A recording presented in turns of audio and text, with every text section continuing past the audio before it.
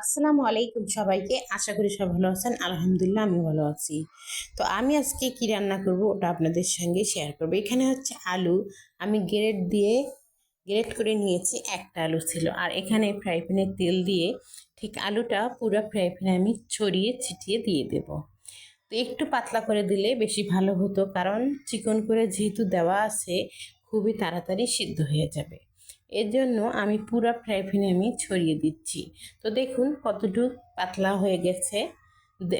নিচের ফ্রাই প্যানটা দেখাই যাচ্ছে, তা উপর দিয়ে আবার একটু তেল দিয়ে দিলাম। যাই হোক, আলুটা সিদ্ধ হতে হবে। তারপর উপরে 1 চিমটি পরিমাণ লবণ দিয়ে দিব, যাতে যেন আলুটা লবণ ছাড়া না লাগে।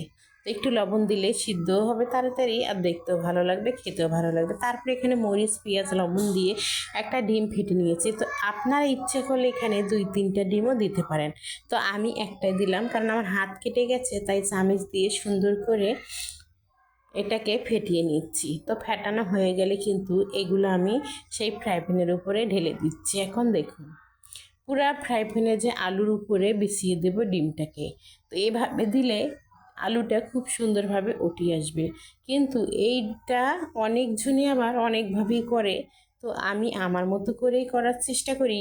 আর আমি সবসময় যেটা দেখাবো সেটা মনে করবেন খুবই সহজ।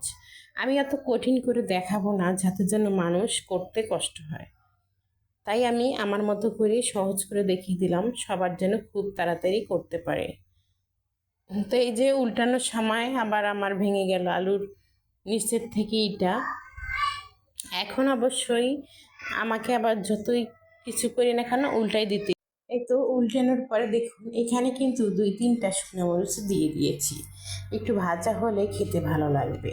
তারপরে ভাঙাগুলো তো আর ফেলা যাবে না, তাই রেখে দিলাম খাবার জন্য। এখানে একটা প্লেট সাজিয়ে নিয়েছি। দেখুন আলু ভর্তা, করলা ভাজি, মরিচ ভাজা, আর হচ্ছে